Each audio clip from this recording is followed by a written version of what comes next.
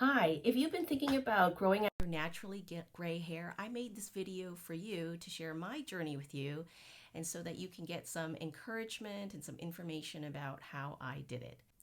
But hey, if this is your first time on this channel, my name is Bernice Lee. I'm a coach and trainer who helps entrepreneurs to make more money by being poised, confident leaders. Most of the time when I'm on social media and I'm sharing, it's usually on more topics that are related to coaching, training, executive presence, and human resources management practices. But since I've been going on this journey myself, I thought I might share it with you. I started actually having gray hair when I was 18, 19 years old, when I was in college. And I remember that guy who used to cut my hair, he used to kind of look at my hair back here because I had a pixie cut. And he said, Bernice, it's really obvious that you have white hair. Would you consider dyeing it? And I said, no, I don't want to spend the money because I was a college student, had no money. I said, I don't mind it that much. I'll dye it when I have more of it. So I put off dyeing my hair until I was in my 30s and I was at work in a corporate job, and it just became much more noticeable. It was at that time when I started chemically processing my hair to straighten it out and also to dye it. And then when I got pregnant with my child, that's when I realized, well, I should probably start doing those chemical treatments. And so I went down the route of using henna. So there's a henna salon here in town where they kind of dye your hair with henna, because I didn't know how to do it myself, didn't want to spend time doing that on my own, and it seemed organic and was very, very popular. So I had been doing henna treatments for about 11 years. And it just became a routine. Every 6 weeks I would go to the salon. I would sit there for an hour or two getting this done. Henna actually smells really stinky. It's like a very strong herbaceous smell. And so I didn't really love that part of the experience. And it was kind of a crowded salon, very popular here in Hong Kong. And it was just always very bustling. So I never thought of going to the salon as being a relaxing experience. I know some ladies really enjoy it. But over the period of 11 years, it just got more and more burdensome.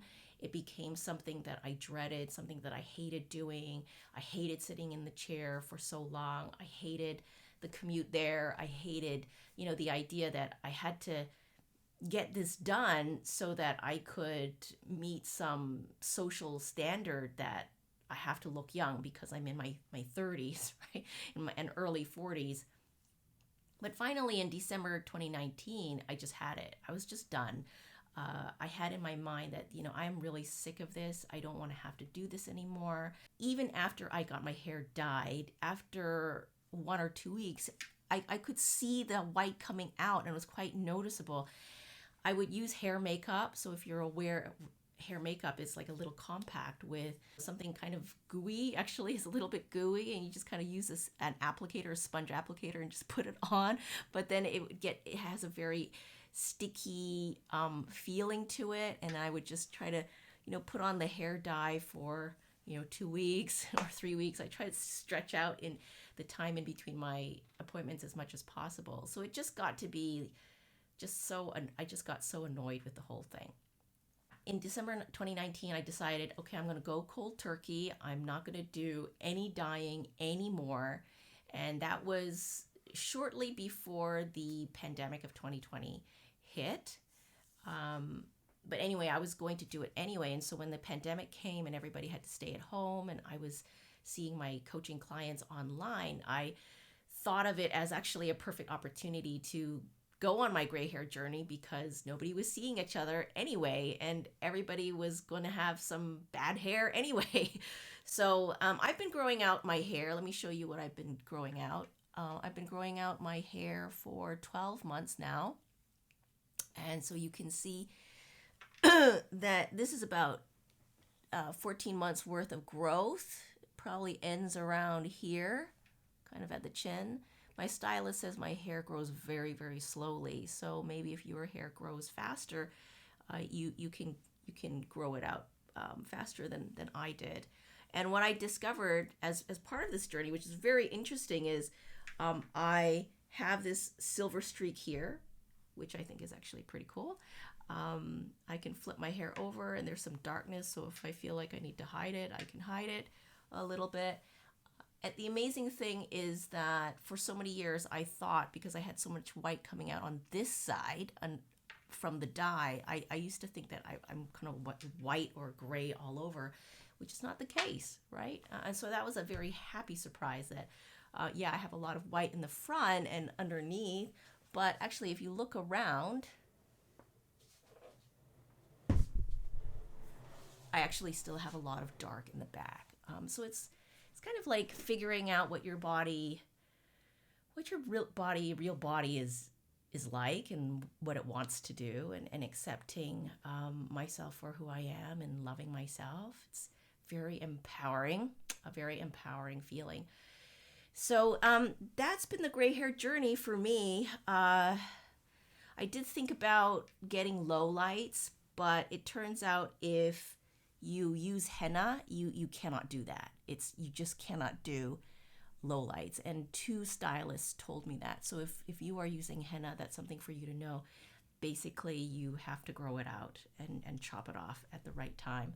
I think when it comes to making the decision to do this, it's like any decision that some of my entrepreneur clients have to deal with. It's when you want to do something, make up your mind about what it is that you want to do and envision what's that going to do for you. Like, what is that vision of you with gray hair? What's that vision of you feeling confident in your own skin?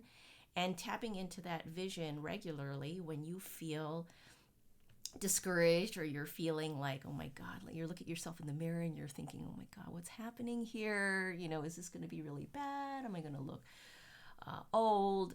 Really tap into that inspiring vision of yourself, not going to the salon or not using box dye, feeling worry-free, feeling confident in knowing who you are and not really caring if people make comments about you. You can just say, well, this is who I am and I'm happy with it. That will take you through those rough times when you are growing out your white or your silver or your gray hair. The reason why I decided to make this video today is actually because I'm going to get my hair cut.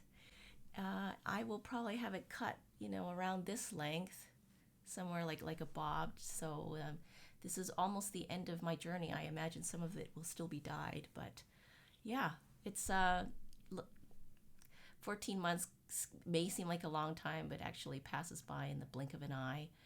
And good luck with you on your gray hair journey.